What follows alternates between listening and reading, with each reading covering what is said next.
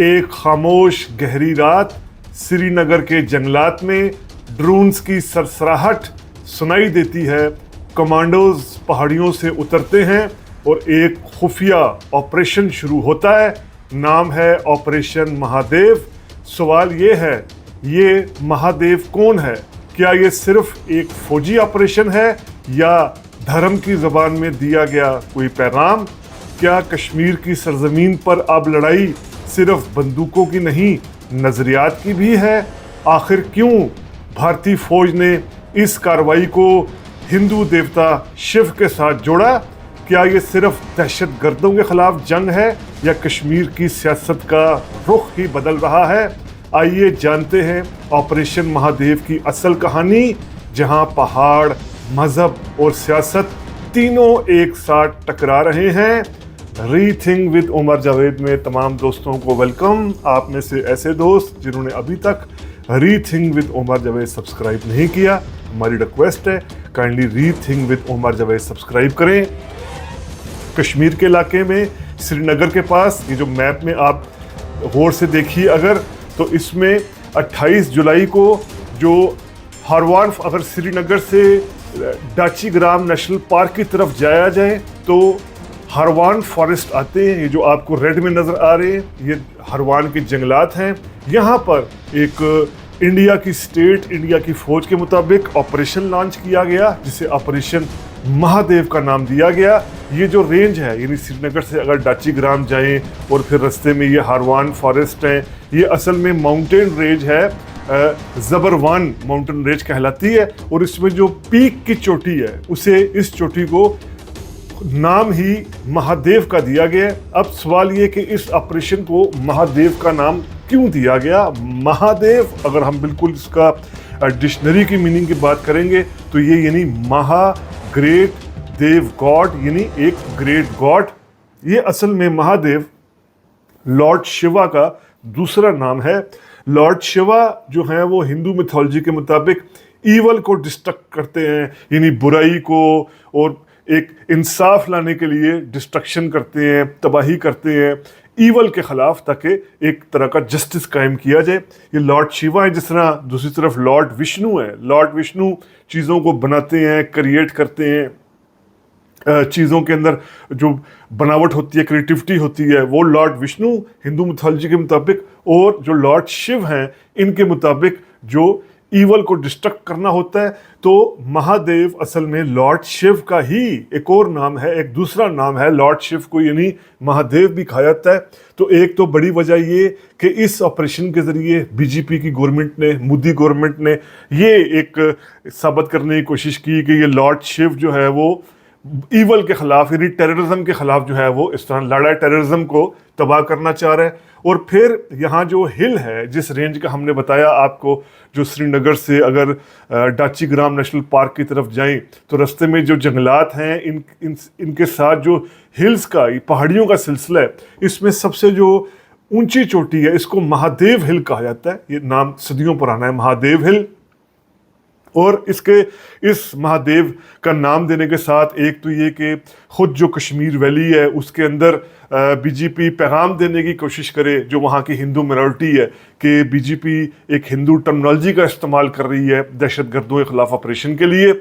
और दूसरा ये इलाके का नाम भी ये है। और फिर एक और तीसरी बड़ी वजह कि कई इस तरह के ऑपरेशंस पहले भी हुए हैं इंडिया में, जिनको मैथोलॉजी का, यानी इंडिया की मुख्तलिफ मैथोलॉजी का नाम दिया गया है। इसमें बीजेपी गवर्नमेंट भी, कांग्रेसी गवर्नमेंट भी, जैसे अगर हम 4-5 मिसालें लें तो जो सियाचिन में 1984 में इंडियन फौज का ऑपरेशन था, इसे ऑपरेशन मघा दूत का नाम दिया गया था। इसी तरह जो अब ये कालिदास की पोइम है मघा दूत, जो सियाचिन में ऑपरेशन का नाम दिया गया था।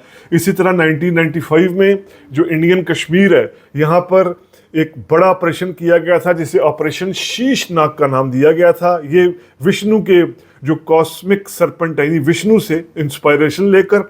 इसी तरह जो ऑपरेशन तानेतरा किया गया था, ये भी जम्मू कश्मीर में किया गया था। आप त्रिनित्रा को शिव की तीसरी आंख कहते हैं। इसी तरह कश्मीर से बाहर अगर हम देखें तो आसाम में और ऐसे इलाके जहां नक्सलवादियों का कंट्रोल रहा है, यानी जहां माओ नवाज बागी या ऐसे जो किसान जो अपनी ज़मीनों और जंगलात के लिए लड़े हैं, जिसको नक्सलवादी मूवमेंट कहा जाता है, वहां पर जो ऑपरेशन किया गया, इसे ऑपरेशन रुद्रा का नाम दिया गया। और ऑफ कोर्स ऑपरेशन सिंदूर तो अभी हाल ही में, लेकिन ऑपरेशन सिंदूर चूंकि एक्सटर्नल था, वो चूंकि पाकिस्तान के खिलाफ करने की कोशिश की गई थी, लेकिन इंटरनल हवाले से भी जो इससे पहले इंडिया में मुख्तलिफ जगह पर ऑपरेशन हुए हैं, उन्हें ऐसे नाम दिए गए हैं। अब ये ऑपरेशन असल में था क्या, ये ऑपरेशन क्यों किया, यानी मोदी और अमित शाह को क्या जरूरत पड़ी कंडक्ट करने की इस ऑपरेशन को एन लोकसभा के इजलास से एक दिन पहले, तो इस पर तो खुद जो इंडिया के अंदर जो अपोजिशन जमाते हैं, जो गैर जानिबदार सहाफ़ी हैं, वो खुद इस हवाले से सवाल उठा रहे। हम देखेंगे इस ऑपरेशन का फ़ायदा हुआ, नुकसान हुआ, किस हद तक इसको कहा जा सकता है कि ये फॉल्स फ्लैग था। उससे पहले जो कश्मीर में जो दो बड़ी पार्टीज़ हैं, इनका रिएक्शन कैसा रहा। तो इसमें जो कश्मीर की रूलिंग पार्टी है, जो नेशनल कॉन्फ्रेंस है, इसकी तरफ से बिल्कुल एक थोड़ा सा धीरज के साथ, कंस्ट्रेंट के साथ इस ऑपरेशन को वेलकम किया गया।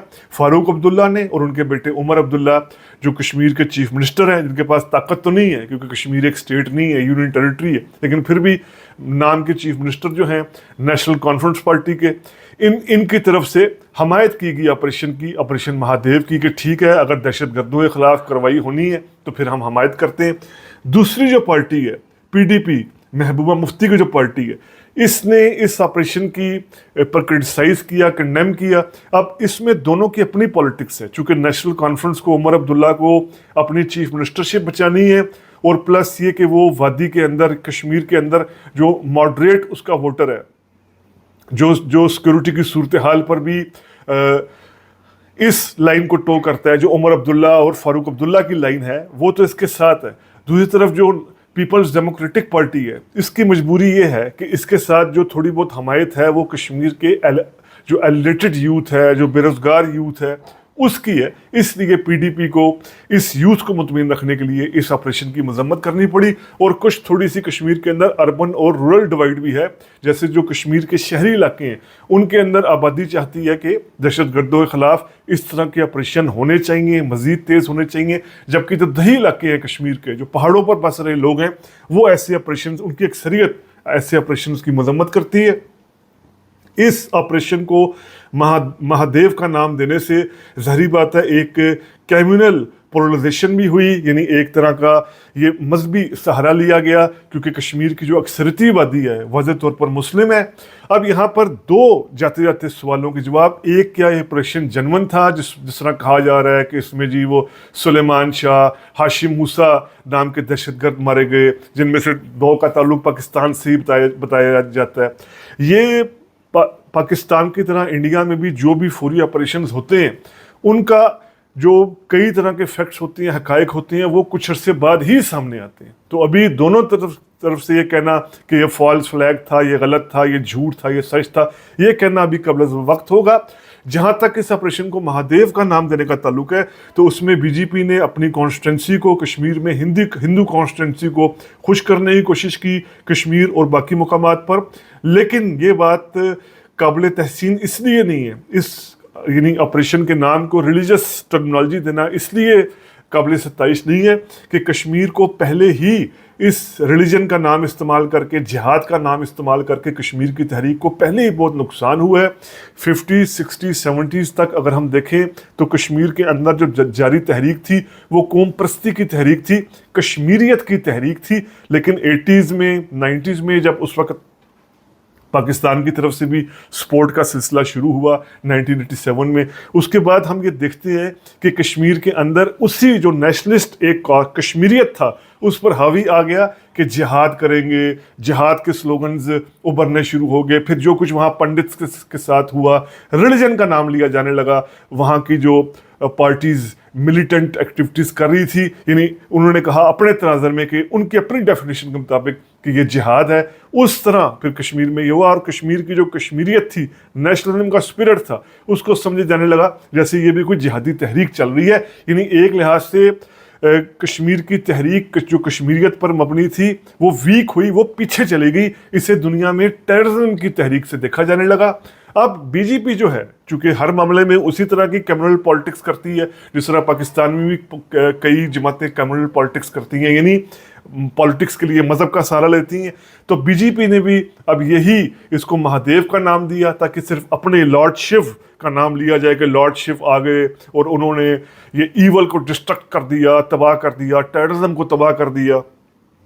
बेहतर होता कि कश्मीर में इस ऑपरेशन को, जो सच्चा है झूठा है, ये जल्द हकायक हमारे पास होंगे आने वाले दिनों में, लेकिन जो भी था इसको रिलीजियस टर्मिनोलॉजी देकर कश्मीर की सियासत को मजीद पोलराइज करने की कोशिश की गई।